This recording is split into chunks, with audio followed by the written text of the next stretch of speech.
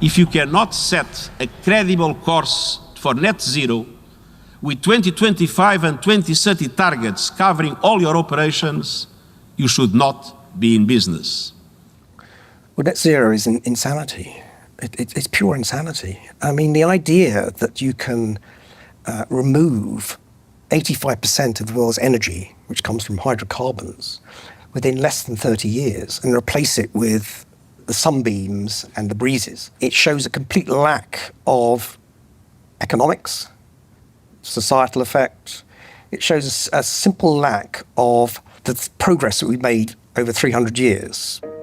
Nevertheless, net zero is enshrined in UK law, with the government passing the Climate Change Act in 2008.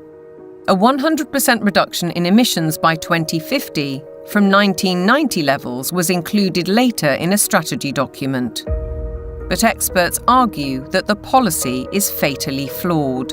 Europe's mad dash towards net zero is effectively economic suicide. Politicians are purposely impoverishing ordinary people, purposely deindustrialising Europe, where companies are forced to move to countries where they have access to cheap energy, whether it's the US who frack and therefore have cheap gas, or whether it's to China, which is still predominantly producing from non-renewable, especially coal.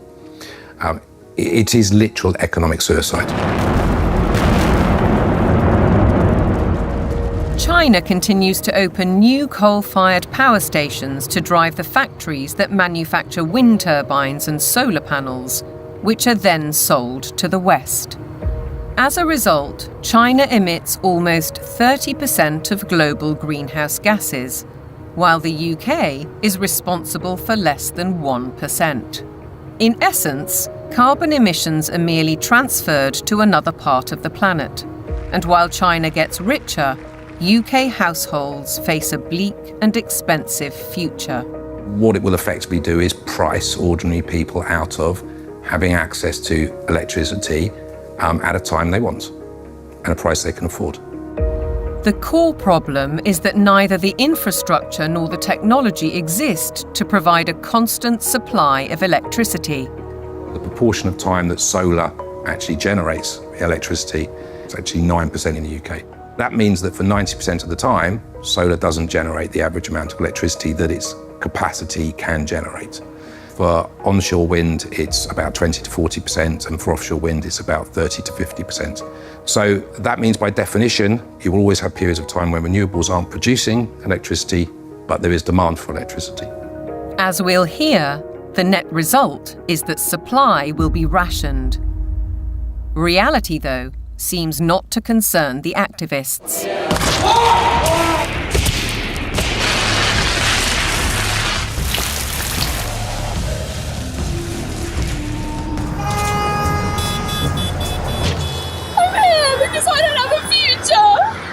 I look at some of these hysterical youngsters and some of the hysterical oldsters as well, screaming about the climate is collapsing and all that sort of thing. And you think you haven't got a clue what would happen if you removed hydrocarbons. You haven't got a clue. You'd be back in service, like probably your ancestors were.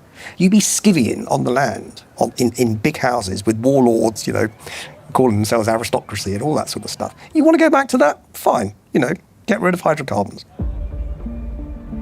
Many of these apparently grassroots protest groups are backed by organisations such as the Climate Emergency Fund, financed by billionaires like the oil heiress, Aileen Getty. And if they claim to be environmentalists, they conveniently ignore the bigger picture. Thousands of wind turbines are disrupting coastal waters, changing habitats, affecting marine life, and killing seabirds.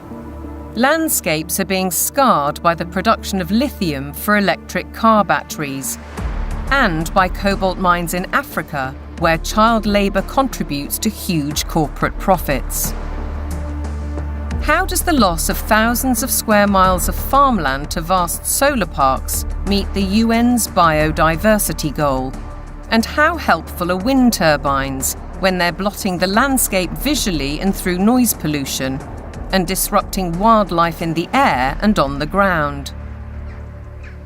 The glorious mountain terrain of southwest Wales is a stark example. It's a landscape breathtaking in its beauty, untainted and largely untouched by humans.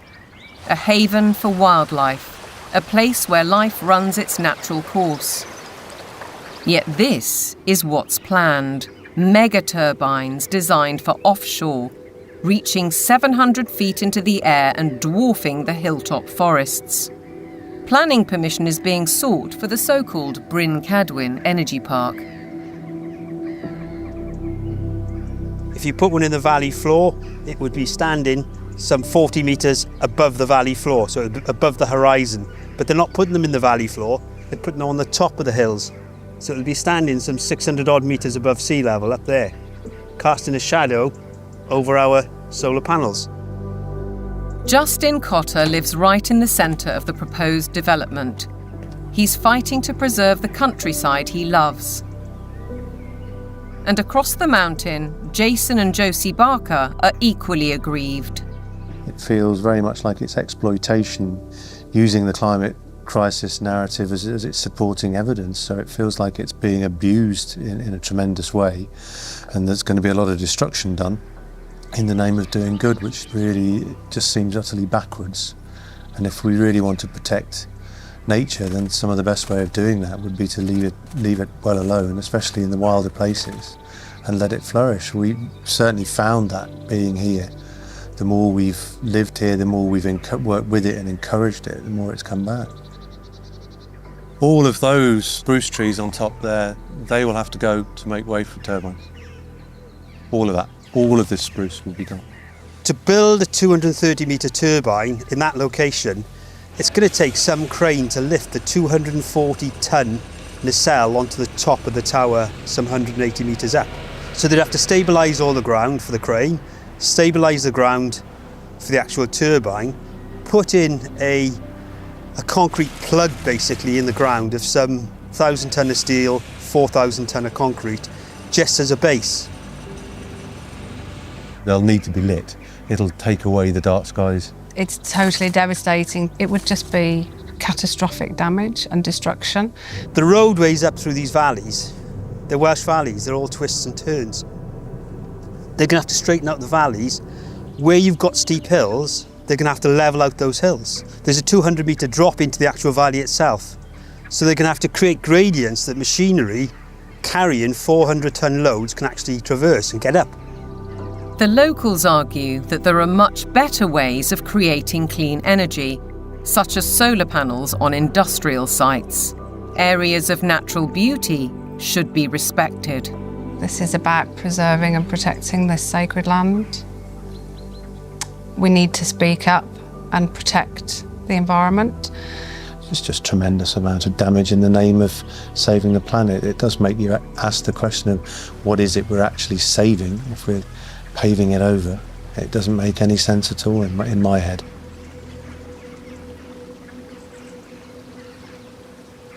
The proliferation of turbines and solar panels certainly seems at odds with protecting biodiversity, and experts argue that the economics simply don't add up.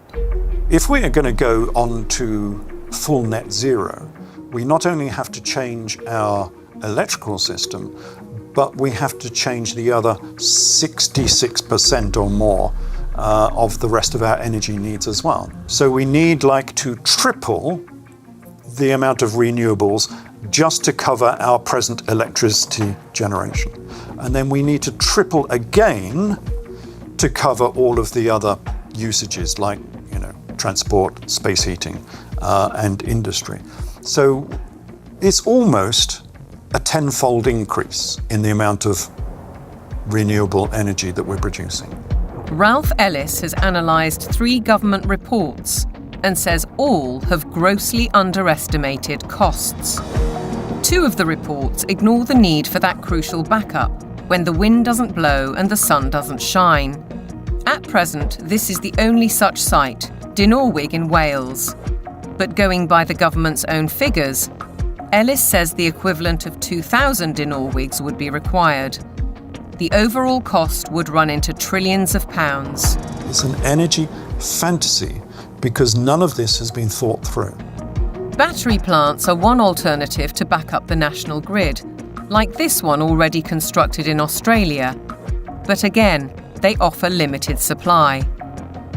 We're facing a situation where, if fossil fuels are eliminated, it will be impossible to maintain a constant supply of electricity. You can't instantly put on new supply, so what you have to do is control demand. And to be honest, they're quite open with this. If you look at the National Grid's latest paper on this, they talk about demand management.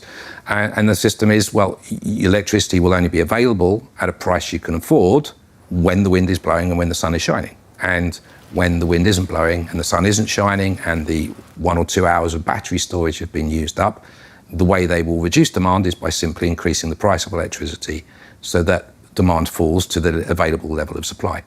Part of the control that the government has, or part of the means by which it can manage the demand, is through the use of smart meters. Effectively, smart meters allow them to do minute-by-minute pricing, which means that as the intermittent renewable production goes up and down, they can effectively change the price at which you can use electricity.